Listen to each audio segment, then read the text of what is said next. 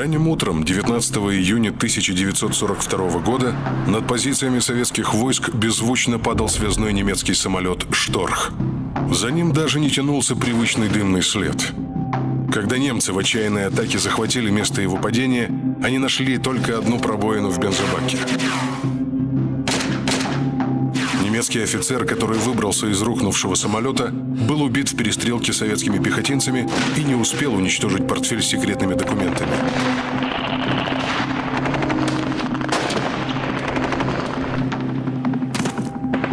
Майора звали Райхель. Он был начальником оперативного отдела 23-й танковой дивизии и вез план сосредоточения ее частей в начале операции с кодовым наименованием «Блау». Операция должна была осуществить мечту Гитлера – захват кавказских нефтепромыслов и лишение русских крови войны – нефти. Документы майора Райхеля раскрывали планы врага далеко не полностью и вполне могли оказаться сфабрикованной немцами дезинформацией. Сталин, рассмотрев захваченные документы, оценил их очень осторожно. Возможно, что перехваченный приказ скрывает лишь один уголок оперативного плана противника. Можно полагать, что аналогичные планы имеются и по другим фронтам. Однако 28 июня 1942 года войска вермахта начали операцию «Блау». Справка. План Блау предусматривал разделение группы армий Юг на две части. Группа армий А должна была наступать на Северный Кавказ для захвата советских нефтяных промыслов. Группа армий Б, включавшая 6-ю армию Паулюса и 4-ю танковую армию Готта, должна была двигаться на восток, к Волге и Сталинграду для прикрытия северного фланга наступления на Кавказ. Немецкие колонны рванулись к Воронежу, Сталинграду, Ростову-на-Дону. Недостаточно укрепленный южный сектор Советско-Германского фронта был прорван. Отступление советских войск превратилось в бегство, и вскоре под Миллерово, в 300 километрах к западу от Сталинграда, неуправляемые части были окружены. На одном из совещаний раздраженный Сталин спросил командующего фронтом Тимошенко: «Почему не сообщают в Ставке, куда девались войска этих армий и какова их судьба? В этих армиях находились, кажется, 14 дивизий, а это больше 100 тысяч человек». В ответ Тимошенко смог назвать неутешительные цифры пробившихся из окружения частей. Уже через несколько дней Тимошенко был смещен со своего поста, и новым командующим фронта стал Василий Гордов. Смена командующего не принесла желаемого результата. Армия продолжала отступать, сдавая один населенный пункт за другим. Все чаще советские солдаты добровольно сдавались в плен. Многие переходили на сторону немцев, становясь так называемыми «хиви». Хиви от немецкого «Хильшвиллигер», то есть «желающие помогать», добровольные помощники вермахта, набиравшиеся из местного населения и военнопленных. Служили в вспомогательных частях водителями, санитарами, поварами. С увеличением потерь вермахта привлекались и к непосредственному участию в боевых действиях. Непрерывное отступление советских частей на восток продолжалось, когда вышел знаменитый сталинский приказ номер 227, получивший название «Ни шагу назад». Выписка из приказа номер 227 от 28 июля 1942 года. Надо в корне пресекать разговоры о том, что мы имеем возможность без конца отступать, что у нас много территорий, страна наша велика и богата, населения много, хлеба всегда будет в избытке. Нельзя терпеть дальше командиров, комиссаров, политработников, части и соединения которых самовольно оставляют боевые позиции. Паникеры и трусы должны истребляться на месте. Останавливать бегущих должны были специальные заградительные отряды, имеющие право стрелять по своим. Среди бойцов и командиров приказ вызвал неоднозначную реакцию. Многие к нему отнеслись положительно. Его надо было издать раньше, тогда бы мы не отошли с зимних рубежей. Но немало было и тех, кто считал, что приказ ситуацию не изменит и выполнять его не будут. Численность заградительного отряда, куда входили лучшие бойцы, редко превышала несколько сотен солдат. Так, 4 заградотряда 62-й армии насчитывали всего 650 человек при общей численности армии в 56 тысяч бойцов. Поэтому заградотряды в лучшем случае могли возвращать людей в свои части. Справка. Выписка из донесения НКВД о ходе боев в Сталинграде. Заградительными отрядами с 1 августа по 15 октября 1942 года задержано 140 755 военнослужащих, сбежавших с передовой линии фронта.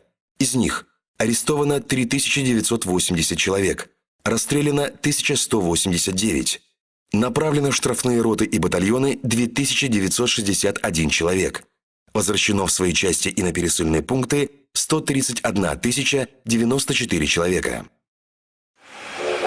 Однако, чтобы остановить врага, одних заградотрядов было мало. Нужны были накопленные резервы.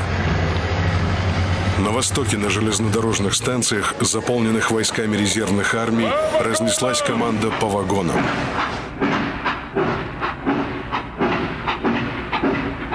Составы двинулись к Дону.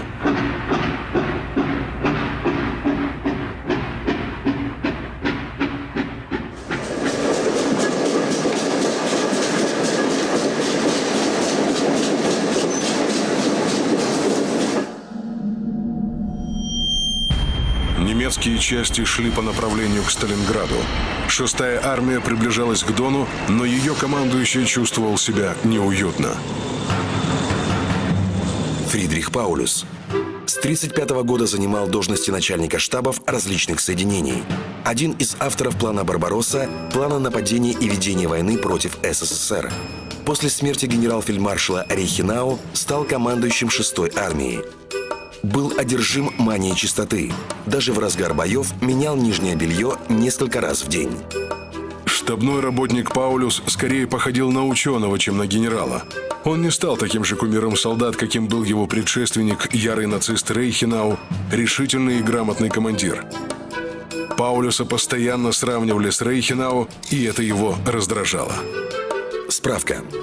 6-я полевая немецкая армия насчитывала 270 тысяч человек, около 3400 орудий и минометов, 350 танков и 1100 самолетов. Ей противостоял Сталинградский фронт. 300 тысяч человек, 5500 орудий, 230 танков и 1000 самолетов. Небольшой численный перевес советских войск сходил на нет из-за необходимости растянуть силы на 500 километров. Паулюс же собрал свою армию в кулак для нанесения точечного удара с запада. Путь немцев к Сталинграду пролегал через Донские степи. Здесь текущий с севера на юг Дон подходит к Волге почти вплотную, а затем поворачивает на юго-запад, образуя большую излучину. В ней и заняли оборону две резервные армии – 62-я и 64-я. За спинами солдат возвышался крутой, высотой 25-30 метров берег реки, который затруднял отход и не давал возможности создать нужное количество переправ. Прорыв врага на этом участке угрожал советским войскам окружением. Им оставалось или остановить врага, или погибнуть. Немецкое наступление в излучине Дона началось 17 июля.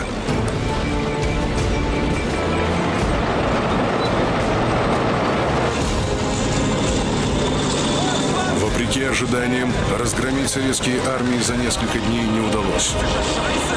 Бои затянулись на целый месяц.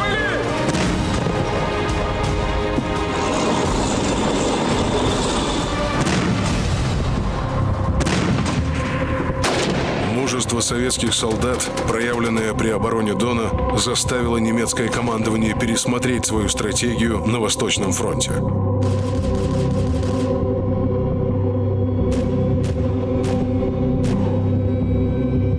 В случае, если армия Паулюса не вышла бы к Сталинграду, наступающая на Кавказ группа армий А могла оказаться в окружении. К Паулюсу срочно подтянули резервы. Его усилили танковой армией Гота, с юга двинувшейся по направлению к Сталинграду. Значение города, названного именем Сталина, росло день ото дня. Усиление немецкой армии не замедлило сказаться на обстановке. Уже через 2 недели Паулюс нанес новый удар, окружив главные силы 62-й армии. Советские войска отошли на восточный берег Дона. Немцам оставалось лишь переправиться через реку. От Сталинграда их отделяло всего 60 километров. Тем временем с юга к Сталинграду уже шли танки генерала Гота. Совершив 150-километровый марш по степи, Гот неожиданно вышел в тыл советским войскам. Действовавшие здесь части были объединены в Юго-Восточный фронт под командованием генерала Еременко. К юго-западу от Сталинграда, недалеко от маленькой железнодорожной станции Абганерово, советские войска встретили немецкие танки огнем «Катюш».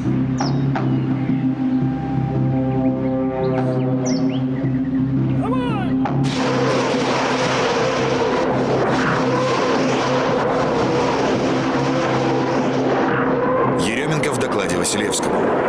Летчики, которых я послал для наблюдения за боем, доложили, что район Абганерова и прилегающие к нему местности горит. Все объято пожаром. Делаю вывод, что «Катюши» наделали там дел. Наступление Гота было остановлено. Этот успех способствовал продвижению Еременко, и вскоре ему поручили координировать действия Юго-Восточного и Сталинградского фронтов по защите Сталинграда. Генералу Паулюсу предстояло форсировать Дон. Месяц тяжелых боев не поколебал его уверенности в том, что он сможет покончить с городом одним ударом.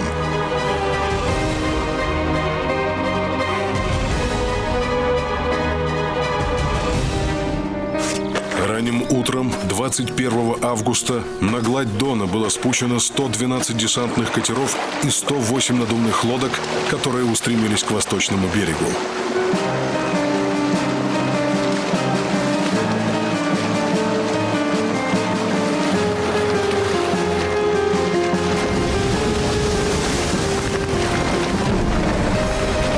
Защитники Сталинграда встретили их огнем. Несколько десятков лодок пошли ко дну. Однако немцам удалось захватить клочок земли на восточном берегу Дона и держать его до наведения переправы.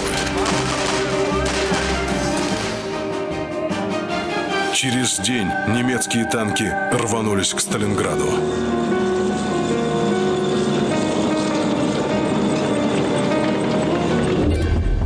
Справка. Сталинград – бывший Царицын. Один из самых красивых, зеленых и благоустроенных городов предвоенного СССР. Развернувшееся строительство заводов привлекло в город много молодежи. За 15 лет население выросло с 85 до 450 тысяч человек. Сталинградская набережная с кафе, кинотеатрами и скверами считалась самой красивой среди городов Поволжья. Эвакуация населения Сталинграда проведена не была. Переправы запрудили скот и сельхозтехника, отправляемые на восток. В городе скопились сотни тысяч беженцев. К августу из города эвакуировали около 100 тысяч человек. В полдень 23 августа танкисты 6-й армии устремились к Сталинграду.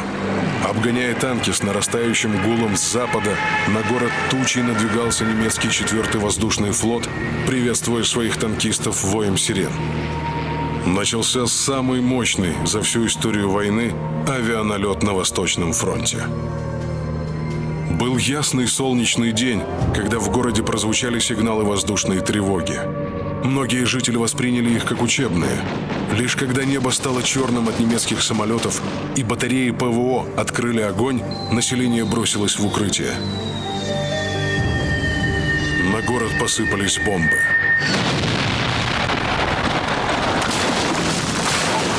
– 80% зданий было уничтожено в первый же день бомбардировки. Пригород Сталинграда состоял из деревянных построек. В городе размещались нефтехранилища и склады древесины. Приняв это в расчет, немцы активно использовали зажигательные авиабомбы.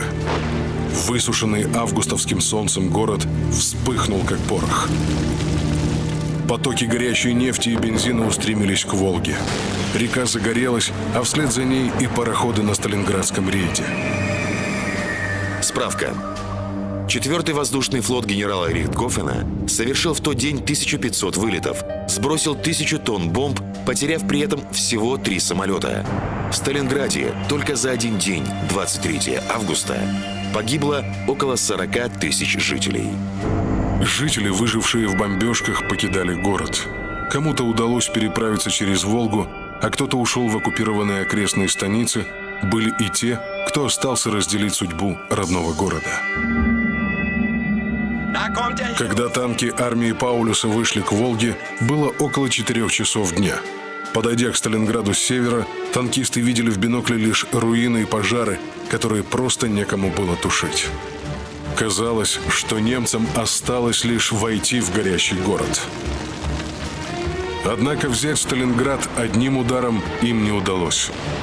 Более того, с севера на атакующую немецкую армию обрушились удары Сталинградского фронта, пехоты и танков. Ставка вовремя перебросила танковые корпуса из-под Воронежа. Также под Сталинград прибыли 2 резервные армии и лучшие оперативные умы Красной армии – маршалы Василевский и Жуков. Жуков докладывал Сталину. Наш быстрый удар заставил противника повернуть от Сталинграда его главные силы против нашей группировки, чем облегчилось положение Сталинграда, который без этого удара был бы взят противником. На несколько дней наступило затишье. Сталинград был наполовину окружен.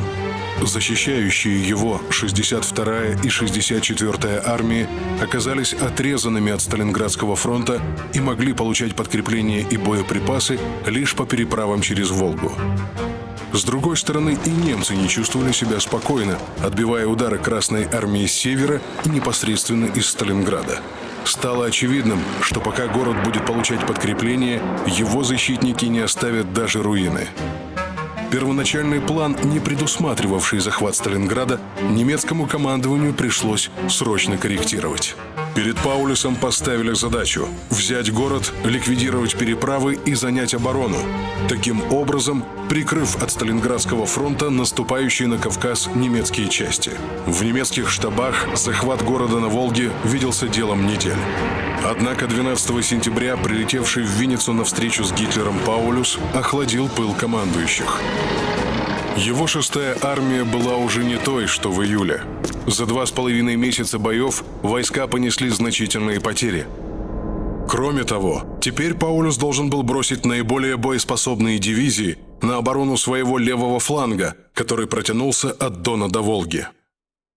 На вопрос Гитлера, когда Паулюс возьмет Сталинград, тот ответил: Ввиду состояния наших войск, а также русского сопротивления, я не могу назвать окончательный срок.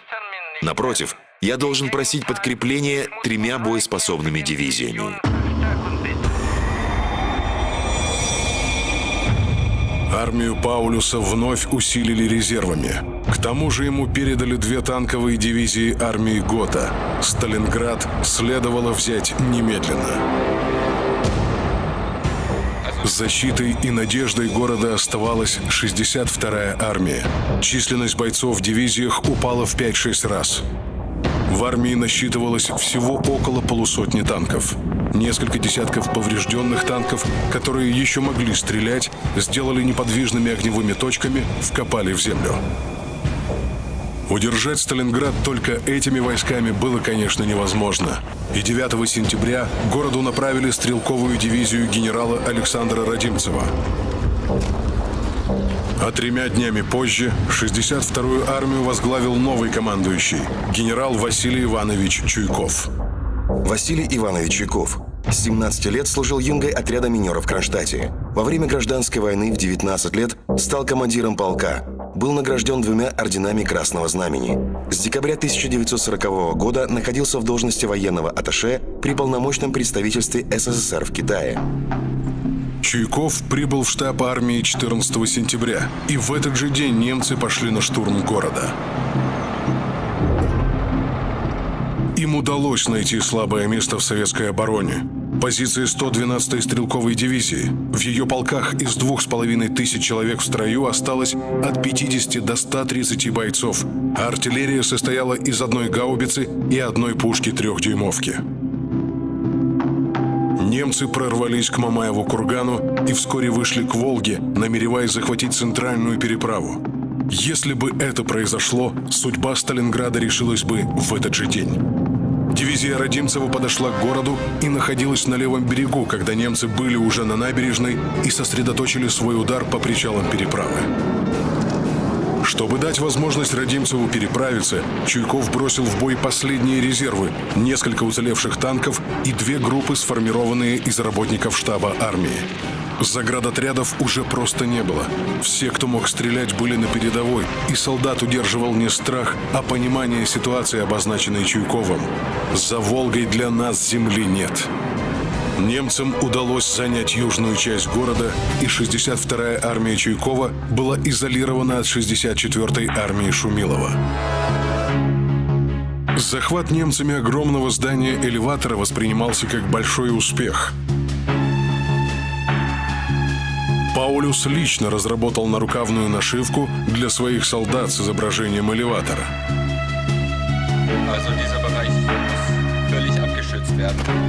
Однако, как показали дальнейшие события, с нашивками за победу он явно поторопился. Ночью дивизия Радимцева начала грузиться на катера и баржи. Чуйков приказал перевооружить ее для городских боев. Вместо винтовок многие гвардейцы получили пистолеты-пулеметы, ручные пулеметы и противотанковые ружья. Заметив суда, немцы прямо с набережной открыли огонь из орудий и минометов. Тонули катера, шли на дно люди. Доплывшие до берега солдаты сразу бросались в бой. Немцы заняли высокую набережную, и советский десант был перед ними как на ладони.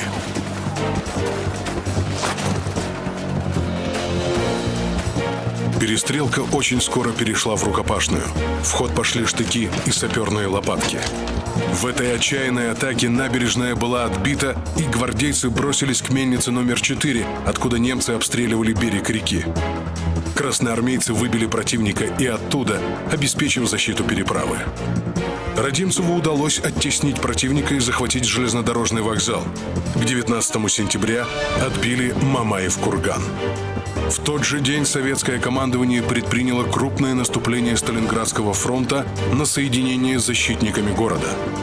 С большим трудом немцам удалось его отразить, но послать подкрепление частям, которые штурмовали сам город, немецкое командование уже не могло. В течение 2 недель бои и бомбежка города не прекращались. 27 сентября Паулюс предпринял второй штурм. Задачей Чуйкова стало удержать город и промышленные центры. Силы его армии таяли, но боевой опыт обогащал войска новыми тактическими приемами. Разрушив Сталинград, немцы сами создали себе проблемы при его штурме. Танки, основная ударная сила немецкой армии, не могли преодолеть груды битого кирпича и городские руины. Из-за любого угла, подвала, разрушенной балки в него летели гранаты или бутылки с зажигательной смесью. Немецким летчикам все труднее было находить в разрушенном городе ориентиры для сбрасывания бомб. Разобрать с воздуха, где среди серых развалин находятся свои войска, а где чужие, было трудно. К тому же бомбардировщики «Хенкель» обычно сбрасывали свой груз на пространстве нескольких сот метров. Чуйков приказал своим войскам во время бомбежки подходить как можно ближе к вражеским позициям. Дистанция между линиями обороны уменьшалась до 10-30 метров, и горизонтальные бомбометания немцев практически прекратились. Слишком велик был риск попадания по немецким позициям. Немецкие бомбардировщики, ранее успешно прокладывавшие путь пехоте, стали менее эффективными. Теперь для бомбардировки города немцы использовали бомбардировщики Ю-87. Они сбрасывали бомбы на крутом пикировании, что значительно повышало его точность. В Сталинграде пилотам Ю-87 приходилось работать буквально на износ, до 6 часов в день. Один немецкий летчик подсчитал, что за 3 месяца боев в Сталинграде он совершил 228 вылетов, столько же, сколько за предыдущие 3 года. По приказу Чуйкова мощная дальнобойная артиллерия 62-й армии оставалась на левом берегу Волги. Здесь она была более защищена от ударов авиации. В городе на верхних этажах зданий располагались лишь наблюдатели. Заметив скопление врага или огневые точки, наблюдатель сообщал артиллеристам их координаты. На готовящегося к наступлению противника немедленно обрушивался залповый огонь с левого берега.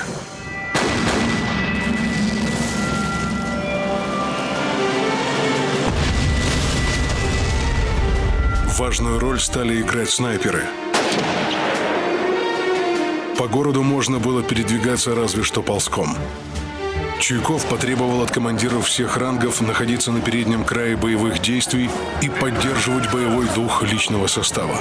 По приказу Чуйкова в частях начали формировать штурмовые группы, более приспособленные к условиям городского боя. Справка. Штурмовая группа состояла из 20-30 наиболее опытных бойцов. Основное вооружение – автоматы, большое количество гранат, ножи и остро отточенные саперные лопатки. Группе придавалось легкое противотанковое орудие, иногда танк, отделение бронебойщиков с противотанковыми ружьями, огнеметчики. Перед штурмовыми группами ставилась задача на передовой линии фронта захватывать и удерживать городские здания. Зачастую применялась следующая тактика. Выстрелами с пушки в стене дома пробивалось отверстие. Затем туда летели несколько гранат, и бойцы устремлялись в здание. Подвалы выжигались огнеметами и забрасывались гранатами.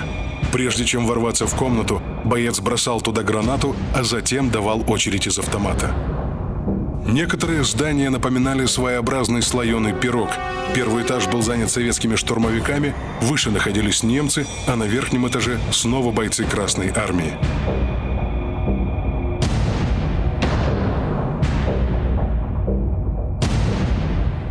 Рукопашный бой в этих условиях стал обычным делом, но немцы боялись и как могли избегали его.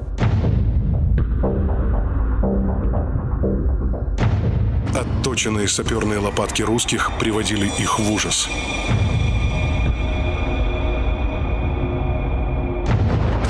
Отдельно стоящие дома, из которых бойцы простреливали улицы, становились крепостями.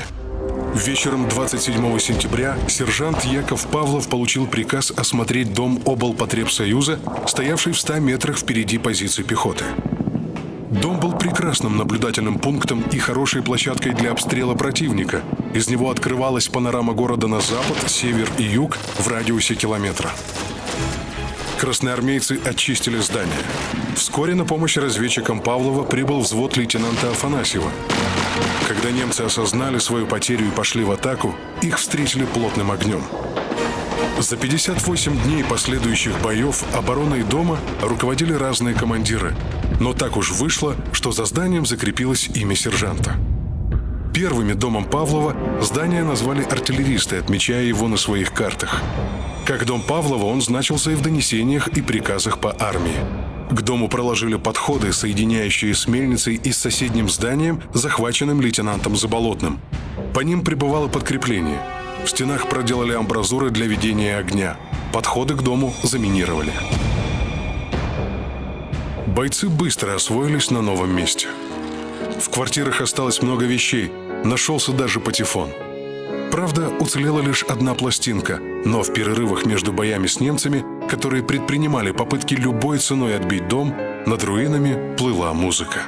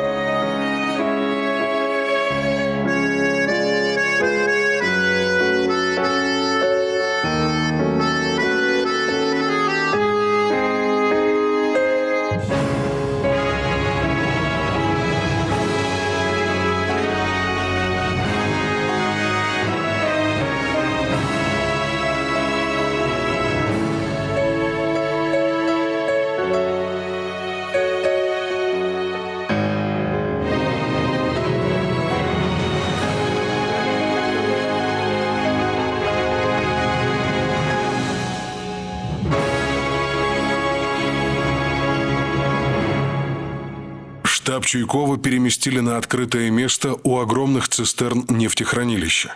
Определив его расположение, немцы начали обстрел штаба. И русские, и немцы были уверены, что нефти в цистернах нет, но когда те стали взрываться, это испугало всех. Потоки горячей нефти хлынули к окопам, где располагался штаб, и лишь чудом не залили командный пункт. Телефонные линии сгорели. Из-за дыма невозможно было дышать. В течение 3 дней Чуйков оказался запертым в огненной ловушке. Все это время командующий фронтом Еременко, находившийся на левом берегу Волги, не знал, жив ли Чуйков и где находится штаб его армии. Наконец, от Чуйкова пришло сообщение: «Мы там, где больше всего дыма и огня». Штабу вновь пришлось менять свое расположение, а немцы все усиливали натиск. 4 октября они захватили район вокзала, все больше прижимая советские войска к Волге. Спасла положение переправа в город воздушных десантников дивизии Виктора Желудева. 14 октября немцы предприняли очередное наступление. Основной удар наносился теперь в районе тракторного завода. Против дивизии Желудева, оборонявшей завод, действовали 3 пехотные и 2 танковые дивизии немцев. Командир дивизии Желудев с автоматом в руках сражался рядом со своими уцелевшими бойцами. На подходе к переправе была свежая дивизия Людникова, но до ее прихода нужно было продержаться. С территории тракторного завода немцы наносили удары по заводу «Баррикады». Лишь залпы «Катюш» с левого берега реки остановили их атаку. Однако немцы уже достигли Волги, разделив 62-ю армию на 2 части. В то, что Сталинград удержать удастся, уже не верил даже Чуйков. 16 октября, когда бой шел в 320 метрах от его штаба, в Сталинграде высадилась 138-я дивизия Людникова и вступила в бой в районе завода «Баррикады». Немецкое наступление вновь было остановлено. Гитлер был в ярости, что Сталинград до сих пор не взят. Из сообщения BBC, октябрь 1942 года. Сталинград поглотил гитлеровские армии. Польша была завоевана за 28 дней. За 28 дней в Сталинграде немцы сумели захватить несколько домов. Франция пала за 38 дней. В Сталинграде за 38 дней немцам удалось перебраться с одной стороны улицы на другую. Немцы называли военные действия в городе «крысиной войной». В ней нельзя было положиться на техническую мощь армии. Здесь солдат стоял против солдата и разделяло их 10-20 метров. Выигрывал в этой войне тот, кто был злее и изобретательнее, тот, в ком было больше мужества и воли, тот, кто был сильнее духом. К концу октября советские солдаты, глядя на пленных, заметили, что немцы перестали бриться и мыться. Отчасти сказывался недостаток воды. А ведь до Сталинграда немецкий солдат с овшами был большой редкостью. Бороться с паразитами немцев учили русские перебежчики Хиви. Одежду закапывали в землю, оставив на поверхности только ее край. Вши устремлялись наружу, где их и уничтожали огнем. Напротив, в советской армии именно в эти тяжелые дни выглядеть неопрятным стало дурным тоном. Вне зависимости от тяжести боев, раз в неделю каждый солдат шел в баню на берегу Волги и получал комплект чистого белья. Здесь, у реки, среди множества блиндажей, напоминающих ласточкины гнезда, солдаты знали, где можно починить часы и обувь, выменить хороший нож или мундштук.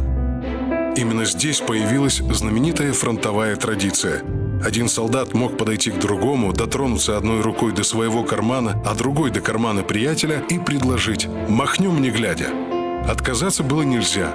Так окурок обменивался на портсигар, а зажигалка на пистолет или деньги. В ситуации, когда каждую секунду солдат мог потерять жизнь, цена любой вещи сводилась к нулю. 11 ноября. Последнее наступление Паулюса в Сталинграде.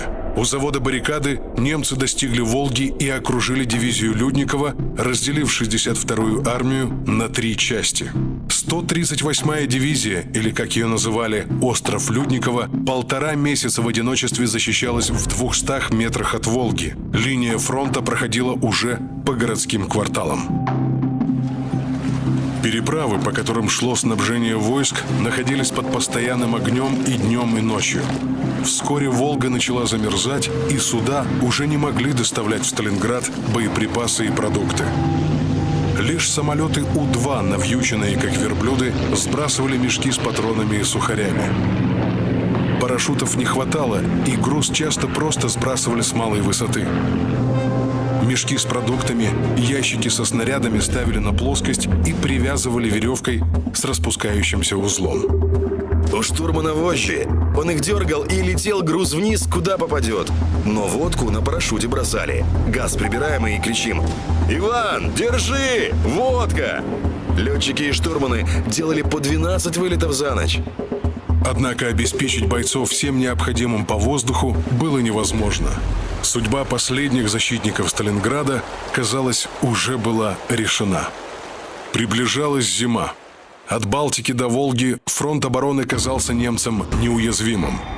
Союзникам, венграм, румынам и итальянцам доверили удерживать часть позиций на Дону. Считалось, что даже если советским войскам удастся взломать их оборону, серьезного кризиса не возникнет. Господствовало мнение, что русские едва ли в состоянии начать крупное наступление с далеко идущими целями. Однако еще в сентябре командование Красной Армии начало работу над планом полного разгрома армии Паулюса. Из района станицы Клецкой советские войска должны были нанести удар на город Калач. Им навстречу наступали войска Сталинградского фронта, замыкая окружение противника. Операция получила кодовое название «Уран». Ее должны были осуществлять 3 фронта – Донской, Юго-Западный и Сталинградский. Численный перевес советских войск был не таким уж значительным, и успех «Урана» зависел от мастерства солдат и командиров. Но неприятности начались еще до первых залпов. В ночь на 19 ноября перед днем наступления поднялась метель, видимость резко упала. Сталин подчеркивал: Если авиаподготовка операции неудовлетворительная, то операция кончится провалом. Теперь из-за метели приходилось вообще отказываться от поддержки авиации. Однако откладывать «Уран» было поздно. На юге войска уже переправились через Волгу. Спрятаться в степи они не могли, но ждать хорошей погоды означало обнаружить себя перед противником. Утром 19 ноября в 8 часов 50 минут загремела артиллерийская канонада, завершившаяся залпом «Катюш». Обстрел велся в метель почти вслепую, но румынская оборона рассыпалась уже под первыми ударами танковой армии. Контрудар по наступающим советским войскам попытался нанести 48-й танковый корпус немцев. В районе Усть-Медведецкого произошел крупный встречный танковый бой, длившийся более суток. Немецкий корпус был разбит. Одна из его дивизий столкнулась с курьезным препятствием. Электропроводку многих танков перегрызли мыши. Дивизия находилась в резерве, и танки, стоявшие без движения, были выведены из строя таким неожиданным союзником Красной Армии. На сутки позднее началось наступление к югу от Сталинграда, и к операции «Уран» присоединился фронт Еременко. Под ударами танков оборона румынской 4-й армии рухнула едва ли не быстрее, чем на Дону. Войска 2 советских фронтов шли навстречу друг другу с севера и с юга. Их еще разделяло значительное расстояние, а фланги все больше и больше растягивались. Метель затрудняла движение корпуса. Не было даже проводников, разбитые селения обезлюдили. 22 ноября в сумерках к мосту через Дон у Калача подошел небольшой отряд из 2 рот мотострелков, 5 танков и 1 бронемашины. От захвата этого моста во многом зависел успех всей операции «Уран». Командиром отряда был подполковник Филиппов. Немецкая охрана моста не могла поверить, что в таком глубоком тылу могут появиться танки противника. Немцы приняли машины с зажженными фарами за своих. Когда охрана опомнилась, было уже поздно. Не взорвать мост, не остановить танки немцы не успели. С захватом моста советские войска обеспечили себе быстрое накопление сил на восточном берегу Дона для броска навстречу танкам Еременко. На 4-й день операции «Уран» части Сталинградского фронта соединились с танковой армией Юго-Западного фронта в районе Советского. Кольцо окружения вокруг армии Паулюса замкнулось. Однако сам факт окружения не означал уничтожение противника. Паники среди немцев не было.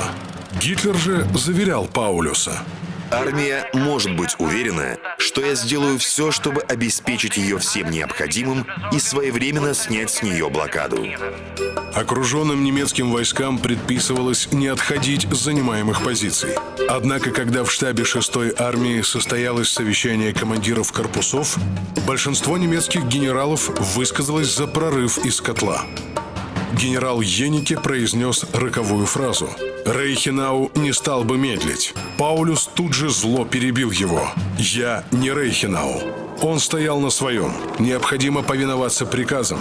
Это означало занять оборону и ждать взлома кольца окружения ударом извне. Вызволить армию Паулюса поручили фельдмаршалу Манштейну. Ему выделили резервы и перебросили войска с Кавказа. Операцию назвали «Зимняя гроза». Накопление сил для нее шло почти 3 недели. Манштейна не зря считали лучшим оперативным умом Третьего рейха. Первый раунд сражения он выиграл. Удар был нанесен не по кратчайшему расстоянию с запада, а с юго-запада вдоль железной дороги Котельниково-Сталинград. Войска Манштейна прорвали внешний фронт окружения, и на пути к Паулюсу оставались лишь разбросанные по степи отдельные советские части.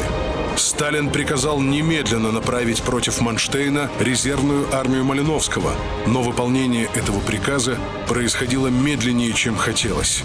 Донесения армии рисуют удручающую картину. Обозы отстали. Автотранспорт не работает за отсутствием горючего. Связь с выгрузившимися частями отсутствует. Отразить удар Манштейна могли только те войска, которые участвовали в окружении войск Паулюса. Именно они стали на пути немецкого танкового клина. Если бы немцы их сокрушили за сутки-двое, история Сталинграда могла быть для немцев менее печальной. Но советские корпуса стояли насмерть и сумели остановить врага до прибытия основных сил Малиновского.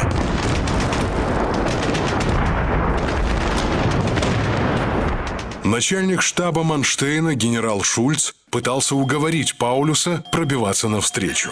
Ваше наступление должно начаться чем раньше, тем лучше. Нельзя ждать. Из котла ответили уклончиво. Мы доложим, когда сможем начать наступление. Паулюсу уже не хватало решимости идти на прорыв. Он все больше впадал в апатию. Вскоре войска Манштейна были не только остановлены, но и оттеснены на запад. Провал операции «Зимняя гроза» не оставил надежд на спасение у окруженной в Сталинграде армии. Операция по уничтожению окруженной в Сталинграде армии Паулюса получила кодовое название «Кольцо». Еще до начала операции Паулюс получил ультиматум, предлагающий сдачу. По приказу Гитлера его отклонили. Советское командование предлагало сдаться и простым солдатам. У-2 летчика Лященко на высоте в 1000 метров как бы зависал в небе, и через громкоговоритель штурман Овсищер зачитывал ультиматум окруженным войскам. Внимание, внимание! К окруженным в районе Сталинграда немецким солдатам и офицерам. С земли открывался шквальный огонь. У-2 уходил из зоны обстрела, а через 15 минут в другом месте повторялось то же самое. Кто-то из стрелявших верил в то, что придет помощь. Кто-то страшился расправы в плену. Кто-то просто боялся нарушить приказ. Несмотря ни на что, в котле не переставала работать система поддержания дисциплины. Расстреливали за трусость, дезертирство, за кражу продовольствия и мародерство. Окруженные все еще оставались армией. Операция «Кольцо» началась 10 января с мощной артиллерийской подготовки. Окруженные контролировали достаточно большую территорию, километров в 40-60. Немцев гнали на восток, к Волге и Сталинграду. Через 4 дня немцы оставили главный аэродром «Питомник», и ко многим пришло осознание катастрофы. За место в самолете попросту дрались. В итоге последними улетели не раненые и не самые богатые, а самые сильные. 21 января оставили аэродром Гумрак. Последние порции продовольствия и боеприпасов сбрасывали уже парашютами. Все больше солдат впадало в апатию. Они прятались в развалинах и оживлялись лишь когда слышали звуки пролетающих транспортных самолетов. Их мысли занимала только еда. Последними позициями армии Паулюса стали развалины Сталинграда. 24 января Паулюс обратился к Гитлеру с донесением, в конце которого были такие слова. Чтобы спасти жизни тех, кто еще остался, армия просит разрешения на немедленную капитуляцию. Фюрер был непреклонен. Капитуляцию запрещаю. Армия удерживает свои позиции до последнего солдата и до последнего патрона. Вскоре котел был разорван на две части. Южную, зажатую в центральной части города, и северную, в районе заводов. Штаб Паулюса находился в южной части, и командующий не счел нужным отказываться от плена. Он сдался утром 31 января вместе со своим штабом. Северная группировка под командованием генерала Штрекера продолжала сопротивление, однако после мощного огневого удара советской артиллерии 2 февраля 1943 года сложила оружие и она. Справка. В ходе операции «Кольцо» захватили пленными 91 тысячу человек, 6 тысяч орудий, 1500 танков, 80 тысяч автомашин и другое имущество. Разгром армии Паулюса и двух румынских армий заставил Германию содрогнуться от ужаса. По всей стране был объявлен трехдневный траур. Во фронте, который казался незыблемым, образовалась гигантская дыра. Этим немедленно воспользовалось командование Красной армии для широкомасштабного наступления.